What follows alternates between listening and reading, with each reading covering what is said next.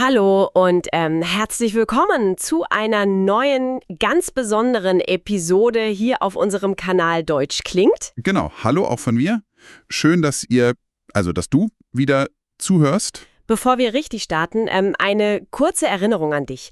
Abonniere doch super gerne unseren Kanal, teile dieses Audio mit anderen, die auch Deutsch lernen und lass uns unbedingt einen Kommentar da. Das hilft uns wirklich enorm. Ja, absolut. Und wir haben uns für heute etwas Besonderes überlegt.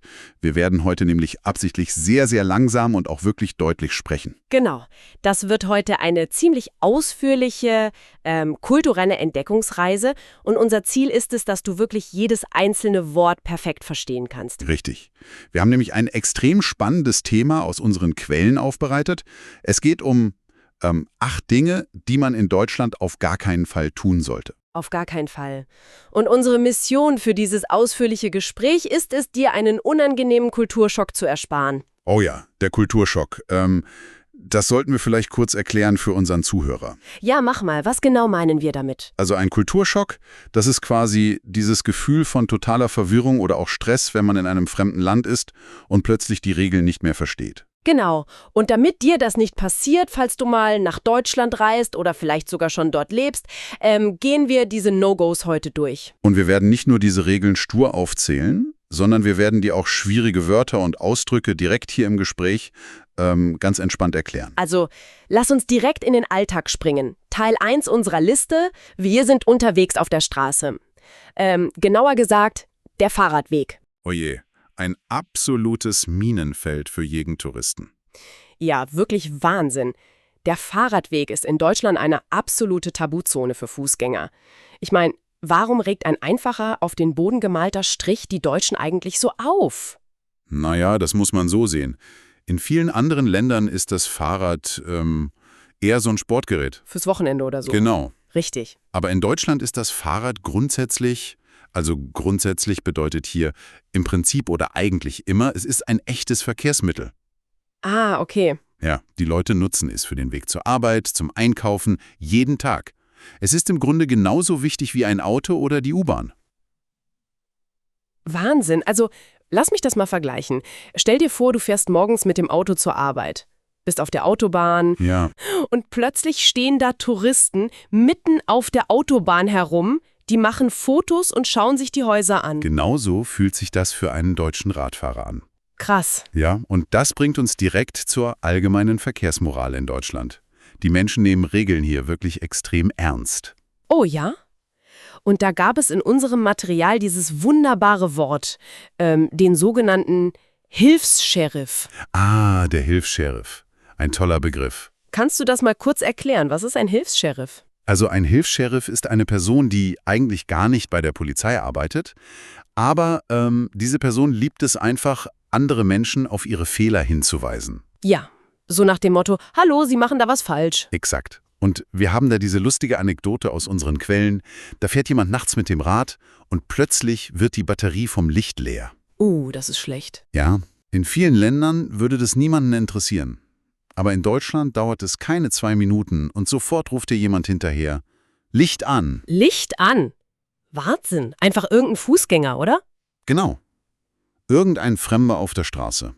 Das ist der klassische Hilfs-Sheriff. Er will, dass alle sich an die Regeln halten. Okay, also, wir merken uns, niemals auf dem Fahrradweg stehen und immer mit Licht fahren. Aber lass uns mal von der Straße zu den sozialen Regeln wechseln. Oh, ein sehr gutes Thema. Ja, es geht um das deutsche Zeitgefühl, um Pünktlichkeit. Das ist ja unser zweiter großer Punkt heute. Pünktlichkeit ist heilig in Deutschland. Ja. Ich meine, wenn man in anderen Ländern so 20 oder vielleicht 30 Minuten zu spät zu einem Treffen kommt, dann ist das doch völlig normal, oder? Ja, in vielen südlichen Ländern absolut. Aber in Deutschland nehmen die Leute einem das wirklich übel. Übel nehmen, das bedeutet, sie sind dann genervt oder fast ein bisschen böse auf einen, richtig? Ganz genau.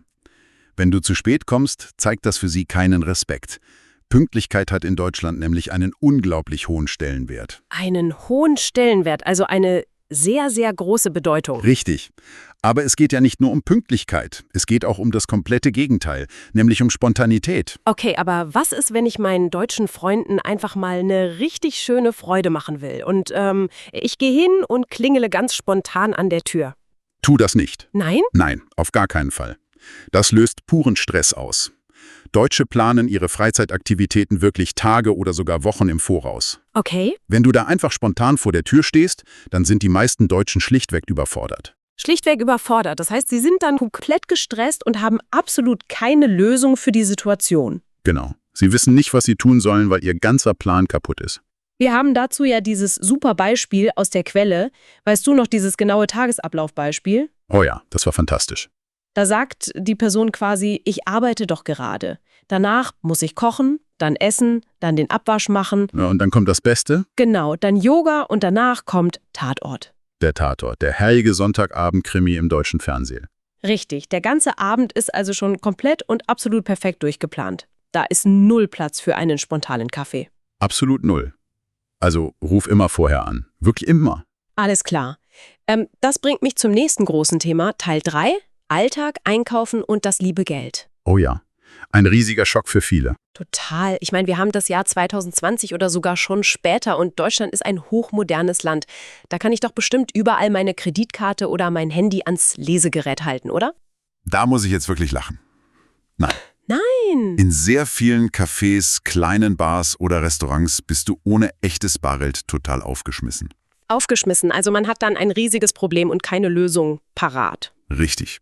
Die Deutschen vertrauen dem sogenannten Hartgeld einfach viel mehr als digitalen Karten. Hartgeld. Damit meinen wir die Münzen aus Metall, oder? Genau, die Münzen, aber auch die Scheine. Das Bargeld an sich. Es ist in Deutschland völlig normal, dass Leute über 100 € bar in ihrem Portemonnaie haben. Wahnsinn. In der Brieftasche einfach über 100 € dabei haben. Ja, falls das Kartengerät mal wieder kaputt ist. Oder sie erst ab 10 € Karte akzeptieren. Okay, gut zu wissen.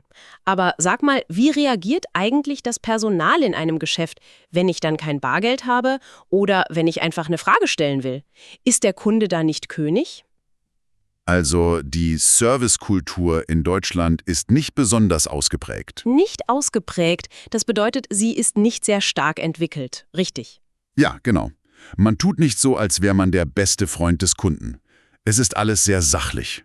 Ah, dazu passt doch perfekt diese Melonen-Anekdote aus Berlin, die wir in den Unterlagen hatten. Oh ja, erzähl die mal, die ist super. Also ein Kunde ist auf dem Markt. Er sieht eine Melone, aber er kann das Schild mit dem Preis nicht lesen, weil die Melone davor liegt. Ja, Er fragt also, total höflich, Entschuldigung, was kostet denn die Melone? Und anstatt ihm einfach den Preis zu sagen, reagiert der Verkäufer sofort total gestresst und unfreundlich. und was sagt er? Er ruft. Müssen Sie halt die Melone wegnehmen. Wahnsinn. Das ist so typisch. Keine Hilfe, sondern eher eine kleine Erziehung zur Selbstständigkeit. Genau. Er wollte einfach, dass der Kunde das Problem selbst löst. Unglaublich. Ja, man darf das nicht persönlich nehmen. Es ist einfach eine sehr direkte Art. Okay, verstanden. Um noch kurz beim Thema Supermarkt und Einkaufen zu bleiben, wir müssen unbedingt das Flaschenpfand erklären. Oh, extrem wichtig. Ein ganz großes No-Go. Genau. Die Regel lautet, man wirft leere Plastik- oder Glasflaschen niemals einfach in den Mülleimer. Richtig. Das System ist so. Plastik bringt 25 Cent, Glas bringt meistens 8 Cent. Aber jetzt kommt ein ganz wichtiges Detail für unseren Zuhörer. Was ist, wenn ich unterwegs in der Stadt bin, meine Flasche ist leer, aber ich will sie nicht aufbewahren? Aufbewahren, also behalten und nicht wegwerfen. Ja, das ist oft unpraktisch. Now, also, was mache ich dann? Dann stellst du die Flasche nicht in den Mülleimer, sondern du stellst sie gut sichtbar neben den Mülleimer auf den Boden. Aber warum denn daneben? Das hat einen sozialen Grund. Es gibt Menschen in Deutschland, die diese Flaschen sammeln, um sich etwas Geld dazu zu verdienen. Wenn du sie daneben stellst, muss die Person nicht im ekligen Müll wühlen, sondern kann sie einfach aufsammeln. Ah, das ist wirklich eine tolle und respektvolle Geste. Das wusste ich vorher auch nicht so genau. Ja, das ist eine ganz starke, ungeschriebene Regel hier. Super spannend. Also, wir haben jetzt gelernt, die Deutschen sind extrem rational, sie planen ihren Alltag ganz genau, sie lieben ihre strengen Verkehrsregeln und sie haben dieses logische Pfandsystem. Alles scheint sehr logisch. Ja, aber gibt es eigentlich auch Dinge in Deutschland, die völlig unlogisch sind? Oh ja, und das ist unser letzter Punkt für heute. Ein Fehler, der wirklich fatale Folgen haben kann. Ein sozialer Fehler? Genau, es geht um Geburtstagswünsche. Okay. Aber Deutsche sind doch normalerweise gar nicht so abergläubig, oder? Nein, eigentlich nicht. Abergläubig, das heißt ja, dass man an übernatürliche Dinge glaubt, wie Geister oder dass bestimmte Dinge Pech bringen, richtig? Exakt. Die meisten Deutschen sind absolut nicht abergläubig. Aber beim Thema Geburtstag gibt es eine unglaublich strikte Ausnahme. Oh, erzähl. Die Regel lautet, man darf auf gar keinen Fall vor dem eigentlichen Tag zum Geburtstag gratulieren. Moment mal, auch nicht nur ein paar Stunden vorher? Nein, selbst wenn du abends um 21 oder 22 Uhr zusammen beim Abendessen sitzt, ihr verabschiedet euch, du darfst unter gar keinen Umständen sagen, herzlichen Glückwunsch schon mal. Das ist ja verrückt. Warum denn nicht? Weil sie glauben, dass das Unglück bringt. Das bringt wirklich Pech. Wenn du zu früh gratulierst, forderst du das Schicksal heraus und es könnte ja noch etwas Schlimmes passieren. Wow. In vielen anderen Kulturen gratuliert man ja einfach, wenn man sich gerade sieht, weil es effizient ist. Ja, aber in Deutschland wartet man eisern bis Mitternacht. Wenn man zusammen reinfeiert, schauen alle stumm auf die Uhr, bis es Punkt 12 ist. Und erst dann wird gratuliert. Das ist wirklich lustig. Eine Gesellschaft, die alles trennt und durchplant, fürchtet sich vor vorzeitigen Glückwünschen. Ja, da ist die Logik plötzlich komplett verschwunden. Okay, lass uns das alles mal kurz zusammenfassen für unseren Zuhörer. Gerne.